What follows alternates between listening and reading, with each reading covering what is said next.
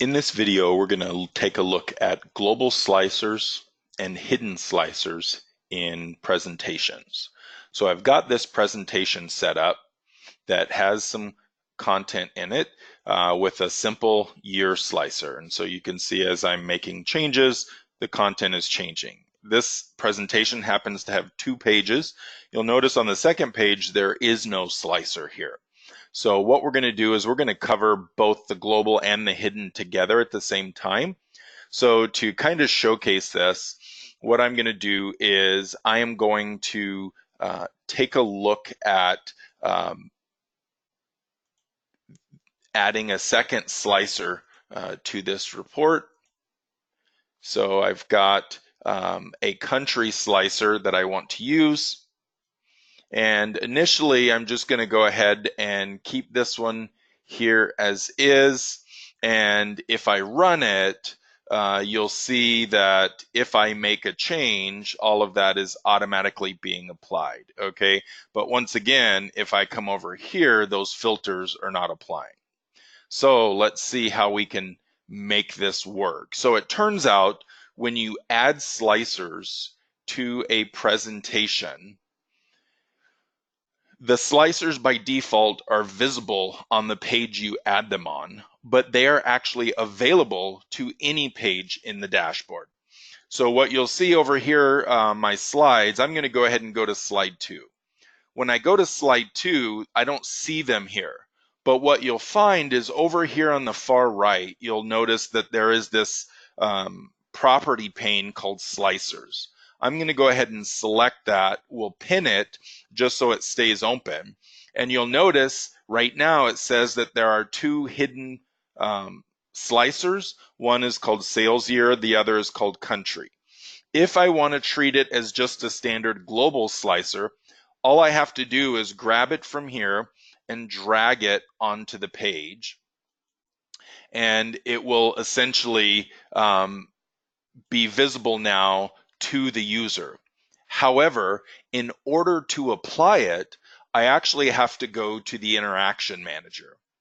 So what you'll see is in the interaction manager, I've brought sales year over. And now I'm seeing it here. I can go ahead and check the box to say apply it to both of those charts. And let's go ahead and run it. And what we should see now is as I'm making my selections, now it's changing. If I go to 2015 and move to back to the original page, it's set to 2015. If I change this to 2014, go back over here, it's tied together. Okay, so from the global slicer, you just need to add it to the page and then configure it via the interaction manager, and then they will automatically synchronize from page to page. However, for the hidden ones, what you'll see is over here now, it's showing me that country is still hidden.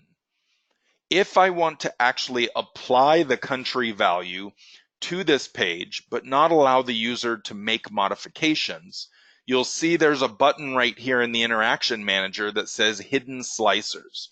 If I go ahead and select that, it will actually expose that hidden slicer in the interaction manager. So now I can actually apply this to those.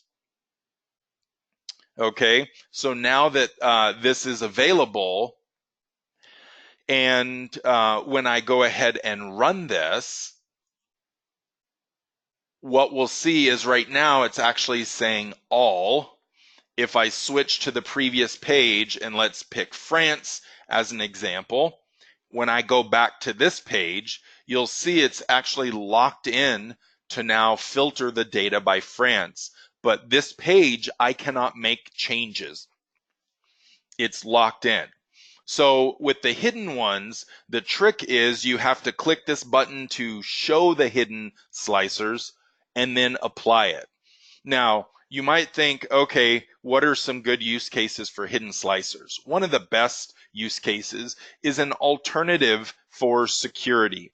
I don't really want to secure the data based on this value, but for this particular dashboard, I want to lock the value in so that the user cannot change it, but I don't want them to even know that it's being applied or made available. So what I can do in this case is I could come back over here to my slicer, and let's say I actually did want to lock them in to a particular value. This is something that you'll find in the new 2020 01 release and higher. There's this advanced settings option. And so here you can say which value is my initial selection. And so let's say, for example, we wanted to lock them in to where they could only view data for the United Kingdom. So what I'm going to do is I'm going to set the initial selection to United Kingdom, go ahead and apply it. And then if I don't want this visible on any of the pages, all I have to do is delete this. And you'll notice when I right click on this slicer, there isn't a delete option. There's only a cut option. So when I hit cut or hide, I'll use hide. Both of them will essentially do the same thing, but I'm not going to paste it anywhere, so I don't really need cut. So I'm just going to say hide. You'll see it removes it from the page, and now it shows up in the slicer panel as a hidden slicer. So if I go back to my interaction manager, you'll see country is there because hidden slicers are still turned on, okay? And so country will be applied for this slide and for this other slide, okay? So it's going to be applied automatically to both slides. So now if I go ahead and run this, you'll see the data itself is filtered on United Kingdom.